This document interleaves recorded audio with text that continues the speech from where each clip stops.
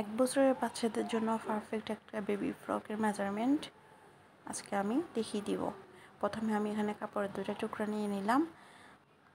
এটা চওড়া হচ্ছে 11 ইঞ্চি আর লম্বা হচ্ছে 6.5 ইঞ্চি।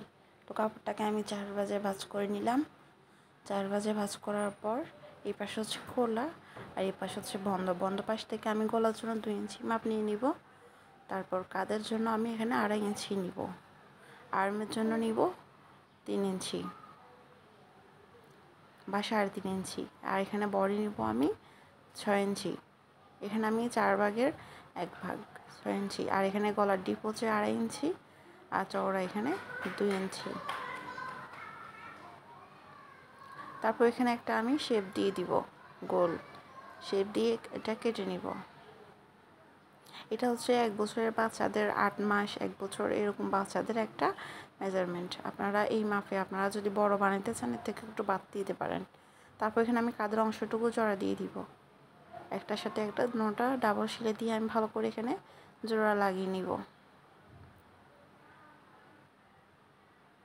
2 বছরের বাচ্চাদের মেজারমেন্টও আমি দেখিয়ে দিয়েছি, আপনারা ওটা দেখে নিতে পারেন। তারপর এখানে আমি একটা 1 ইঞ্চির একটা পট্টি নিব, ওইটা আমি এখানে লাগিয়ে নিতেছি। পট্টিটা আগে গোল করে সুন্দর করে আগে অ্যাড করে নিব। অ্যাড করা হয়ে গেলে এটা আমি উল্টাই দিব।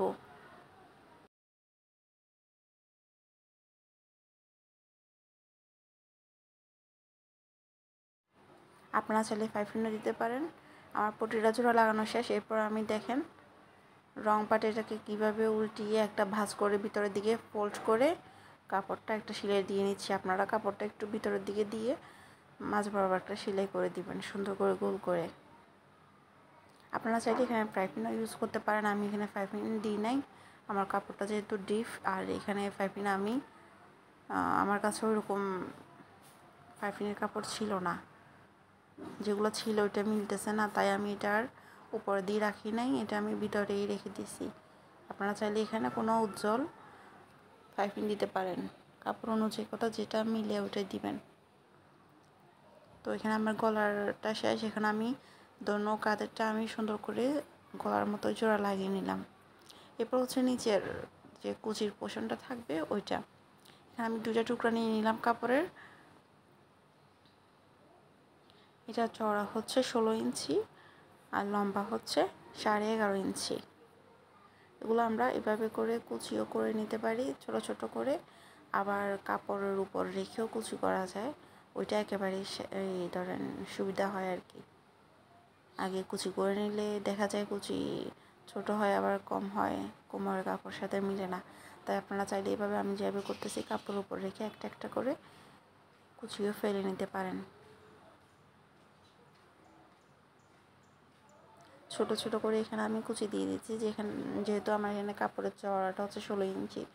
আপনাদের কাপড়ের চওড়া যদি আরও বেশি হয়, ধরেন 20 ইঞ্চি হয়, তাহলে কুচিগুলো আরও ঘন হবে। কুচি ব্যাপারটা আপনারা নিজেদের উপরেই, যদি বেশি চান তাহলে বেশি চওড়া নেবেন আর যদি কম চান তাহলে কম নেবেন। তবে সবসময় ভালো হয় কোমরের কাপড় থেকে যদি ডাবল হয় তাহলে কুচি ধরেন ঘন হয়।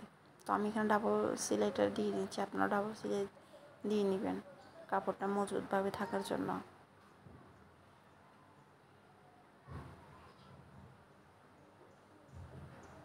তো আমার এখানে কুচি লাগানো এক পাটেরটা শেষ। তারপর আমি আরেক পাটেও সেমভাবে কুচি লাগাবো।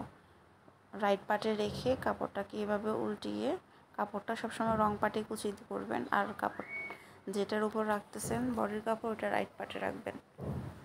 তারপর কুচি শেষে যখন উল্টাই দিব তাহলে দোনোটাই ঠিক হয়ে যাবে।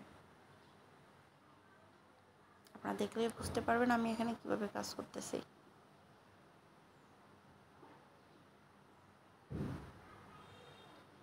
এবার আমি সাইডটা জয়েন দিয়ে নিব। জামাটা আমার রেডি। অল্প 1 মিনিটে আপনারা চাইলে এই জামাটা তৈরি করে নিতে পারেন। যারা সেলাইয়ের কাছে একদমই নতুন তারাও চাইলে এইটা সহজে বানিয়ে নিতে পারবেন, একদম সহজ। আর সাইডে অবশ্যই ডাবল সেলাইটা দিয়ে নেবেন।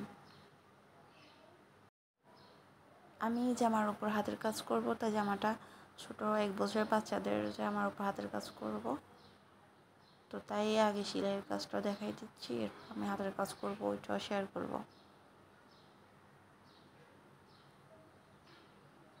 আমার চ্যানেলে অনেক হাতের কাজের জামা কয়েকটা আমি শেয়ার করছি, আপনারা চাইলে ওগুলো দেখে নিতে পারেন।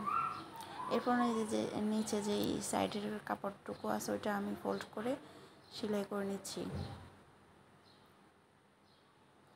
প্রথমে ভিতরের দিকে দিয়ে কাপড়টা এইভাবে সেলাই করে নেবেন।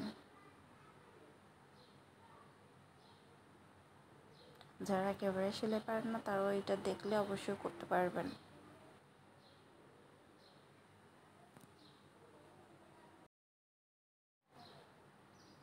তো এইভাবে দোনো পাশেই সেলাই দিয়ে দিবেন। এই তো আমার জামাটা কমপ্লিট, কয়েক মিনিটে জামাটা তৈরি হয়ে গেল। জামাটা একদম সহজ, দেখতে অনেক সুন্দর লাগে। আমার জামাটার লম্বা হচ্ছে 16 ইঞ্চি, আর এখানে আমার বডি হচ্ছে 9.5 ইঞ্চি। 9.5 ইঞ্চি বা 10 ইঞ্চিতে রাখতে পারেন।